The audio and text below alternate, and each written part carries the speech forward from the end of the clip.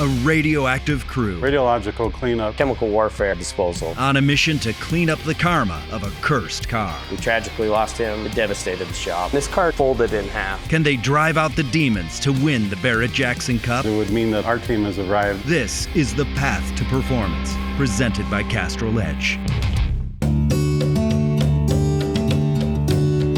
I'm Isaac Gonzales. I'm the owner of Streamline Custom Designs. We are in Tooele, Utah, 30 miles west of downtown Salt Lake City, Utah, which is the capital. There's a federal disposal facility out of the West Desert here in Utah, and that's where a lot of contaminated items from the Cold War get buried. So I was fortunate to get into radiological cleanup. It really ended up unlocking the world to me. We ended up in Japan, Guam, Hawaii, the Middle East. We've been all over the world. It's changed my perspective on business, on people. I ended up in Japan after the Fukushima disaster, and after 3 years, it was heavy, so I needed to do something different. And these classic cars have always been in my life with my father, with my grandfather. So as I came home from Japan, I wanted a really nice build, a 1950s Chevy pickup truck, and this is where Donnie Hall entered into my life. I worked for the chemical warfare disposal company, would incinerate, mustard agent, all these different chemicals that were used in World War II. And that job, all the countries signed an ACTA treaty, so wherever munitions lay, that's where they built the plant. So once we were done with the munitions, I was out of a job. Isaac's brother-in-law worked for the government with me. Isaac was doing nuclear cleanups in Japan at the time. His brother-in-law asked me, hey, you still build cars, right? And, yeah. It's like, well, my brother-in-law's looking to have somebody build his truck. I said, yeah, give him my number. So he was working on my build at night on his weekends, and meeting him, you see what he's made of. We both grew up in the same town, but never knew each other before we started building the truck. It's kind of weird, but we connected instantly. Seeing what his dream was, we need to get into this. He's like, well, let's open the shop. The creative spark that Donnie has, the way that he was raised, and the DNA, it's just embedded in his soul. My grandpa owned a Kaiser Fraser dealership. My dad started doing body and paint for him, and then it kind of turned into a custom things. And then he was in a bad accident. Army tank fell on him, broke his back. He was paraplegic. So instead of paying a psychiatrist, he'd go out and build cars in the shop in the backyard. Did very high-end Duesenbergs, Packards, restoration, but then also did high-end custom cars. He painted cars for guys out of California all over. My mom worked a full-time job, and my stay-at-home dad raised all the kids out in the garage. He'd work all day, I'd be in the playpen out in his shop. He'd let me sand on some of the old paint. Grew up doing it. As we're discussing new projects, he gets excited, and you could see those wheels spinning immediately. He's already talking about the color scheme, the mods that he wants to make that are a little bit different. There's a little bit of crazy that goes in that, and I think that's where the artist is in him. As far as the shop, I just want it to be more like a family, you know, the employees. I want them to feel like when they're coming to work that they're appreciated, and I like their input. How are we looking on this? We're kind of known for our color. We got everything on the shelf here, mixing table, all my paint guns. I kind of have an addiction there, I guess. This is our custom paint booth.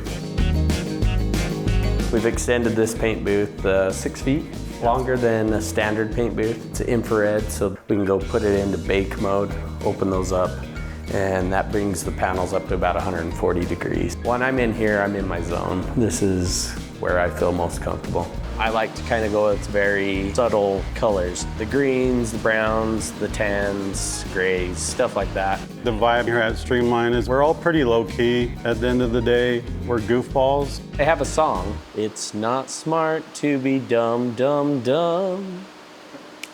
But that's it. I sing that to my kids, they love it. We're gonna be bringing 2 builds to the Barrett-Jackson Cup down in Scottsdale. We're bringing a 1966 Corvette C2 custom convertible Roadster, and we're also bringing a 1953 Chevy 3100 pickup. I want to establish the range of our capabilities. A muscle car versus a 53 Chevy pickup, you know, you're looking at 2 different demographics, 2 different styles, 2 different visions, and the range that the team could take on and tackle. So That's just really important to me to demonstrate that there isn't a build that we cannot take on. So the 1966 Corvette, it was about 3.5 years we were into the build, and the client had been great, and we hit him with a bill right before Christmas and didn't hear anything from him. So come January, we sent him a nice email, didn't hear anything again. So then I started getting nervous. I was like, gosh dang, I don't know what happened. It was a couple weeks later, we got a phone call from the estate saying that Mike had passed away in a plane crash. He was a pilot, crashed his plane into the side of a mountain. So we tragically lost him. It devastated the shop. So after a year of chasing that car through probate, we wanted to make sure that we were able to respect and honor his vision. You know, this was our high-end build at the time. No corners cut. I mean, best of the best. Roadster shop, fast track chassis, had an LS3 in it. I mean, no expense spared on that build. And for that to come to an end, it just sucks. We also made sure that we had another client lined up who would allow us to finish that car. Car was beautiful, but the new owner, Alex, wanted to make some changes. So we pulled all the trim out, sent it off to Ogden Chrome, had them do everything in polished nickel. Got it done. We were getting ready to take it to a show. Alex drove it from his garage to his house, pulling into his driveway, 1-lane road, and some girl behind him, texting, driving, hit him right here in this back driver's area. But hit so hard, she's doing like 35 miles an hour. He's pretty much dead stop. I mean, it pushed the bumpers up through this back panel, completely blew a hole in this, knocked that quarter panel off, just buckled everything where it's all fiberglass, pushed everything forward into the windshield post, into this A-pillar. All the door jambs were just completely closed up on it. So we basically ended up cutting the whole back half of this car off. I mean, this car kind of just folded in half is what it did. And then when it came back down, bent the frame on it, so we had to straighten the frame out. Luckily, everyone in both cars were just fine. There was 16 miles on the car. So we refer to this build as 2.0. We're building it for the Barrett-Jackson Cup, and 2.0 is gonna be a lot better than the original version. I think what will catch Troy and Bobby's attention is the subtle changes. We're making the peaks a lot sharper, make it look a little more modern than just a classic Corvette. We've taken quarter panels like this, which are a lot wider.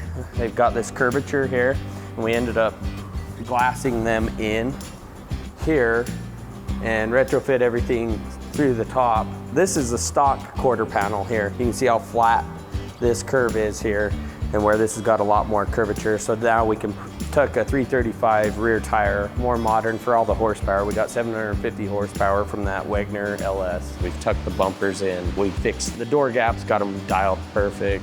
Bowler transmission built us a bulletproof transmission. And then we had a custom set of one-off wheels from Shot Wheels. Everything's deep dish, concave, and we're sticking with the off-white color. Everything's polished nickel, but we're doing a lot of titanium accents, so everything will kind of flow together. The wheels are polished with the titanium insert. It's gonna have the stance with the Roadster shop fast track chassis. I mean, so this thing's gonna be sitting down, very aggressive, but everything on the outside is gonna be kind of a businessman's sports car.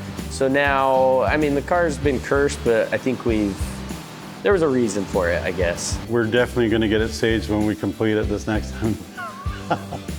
The Barrett-Jackson Cup sets the standard of the high-end industry, and winning it, it's a huge goal. Winning a Barrett-Jackson Cup for Streamline would be huge. It would mean that our team has arrived.